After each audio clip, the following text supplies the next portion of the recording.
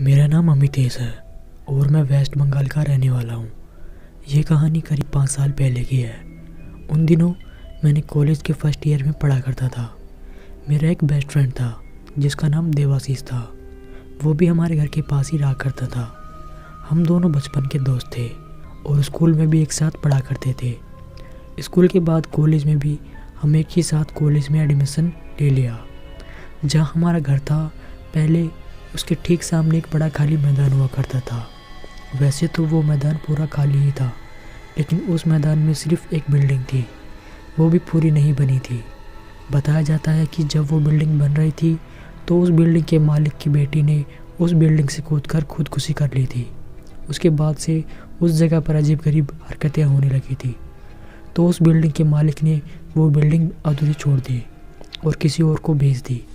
नए मालिक ने वो बिल्डिंग पूरी बनवाई, लेकिन बिल्डिंग बनाने के दौरान लोग बताते हैं कि वहाँ अजीब-गरीब घटनाएं होती थी। जैसे कि कई बार लोगों को पुराने मालिक की बेटी दिख जाती थी या फिर किसी को पीछे से कोई धक्का मार देता था। एक बार एक मजदूर रात में अकेला सफाई कर रहा था ऊपर वाले फ्लोर पर, तो उसको वही लड़की दिखाई दी। उस लड़की की एक आंख नहीं थी और उसके सर से खून निकल रहा था।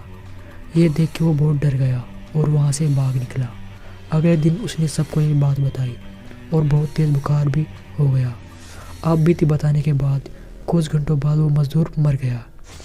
मैं और मेरा दोस्त अक्सर उस बिल्डिंग के नीचे जाते थे बातें करने के लिए।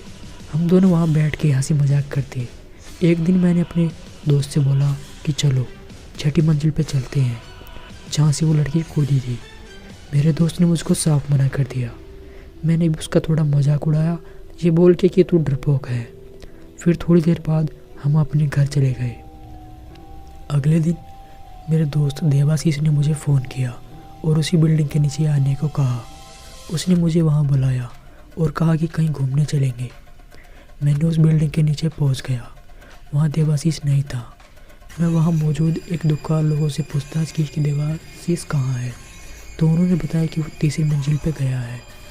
मुझे थोड़ा अजीब लगा क्योंकि एक दिन पहले ही उसने मुझे ऊपर जाने के लिए मना किया था, लेकिन मैंने सोचा चलो देखते हैं, शायद वो दिखने की कोशिश कर रहा होगा कि वो डरता है कि नहीं। खैर, मैं 3री मंजिल पर पहुंचा तो देखा कि देवाशीष वहाँ एक कमरे के अंदर सिर झुकाए बैठा है। उसकी आंखें अजीब सी लग रही थी। उसने मुझे वहाँ बैठने को बोला। मैं बैठ गया। उसने मुझे कहा कि चलो 6ठी मंजिल पर चलते हैं। मैंने उससे पूछा कि कल तो तुम मना कर रहे थे वहाँ जाने को, और आज क्यों जा रहे हो। उसने बताया कि आज उसका मन कर रहा है वहाँ जाने को।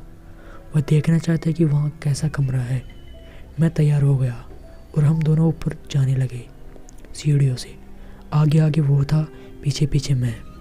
हम 4थी मंजिल पर पहुँचने जेब में रखा फ़ोन बज उठा। मैंने जेब से फ़ोन निकाला। मेरी आंखें फटी की फटी रह गई। मेरे फ़ोन पर देवाशीष की कॉल आ रही थी, जबकि देवाशीष तो मेरे आगे चल रहा था।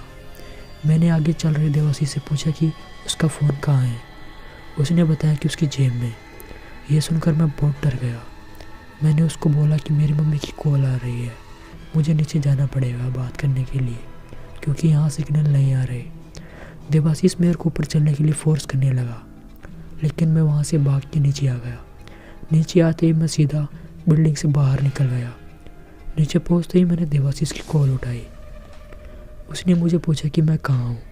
मैंने कहा बिल्डिंग के सामने। मैंने उससे पूछा कि वो कहाँ है। उसने कहा कि वो बस पहुँच ही रहा है वहाँ घर से। उसके पहुँचते ही मैंने उससे पूछा क्या तुम मेरे साथ ऊपर नहीं गए थे। उसने बताया कि वो अभी वहाँ पहुँचा है, तो मैं उसके साथ कैसे जा सकता हूँ। हम दोनों बहुत डर गए। हमने जल्दी से कुछ लोगों को इकट्ठा किया। वहाँ ऊपर उस शख्स को ढूंढने के लिए मुझे ऊपर ले जा रहा था, लेकिन ऊपर हमें कोई नहीं मिला। इस घटना के बारे में सोचकर मैं आज ही बहुत डर जाता हूँ। अगर उस दिन मेरे दोस्त का फ़ोन नहीं आया होता तो मेरे पास शायद आज ये कहानी सुनाने का मौका नहीं मिलता। दोस्तों, यह कहानी बिल्कुल सत्य है।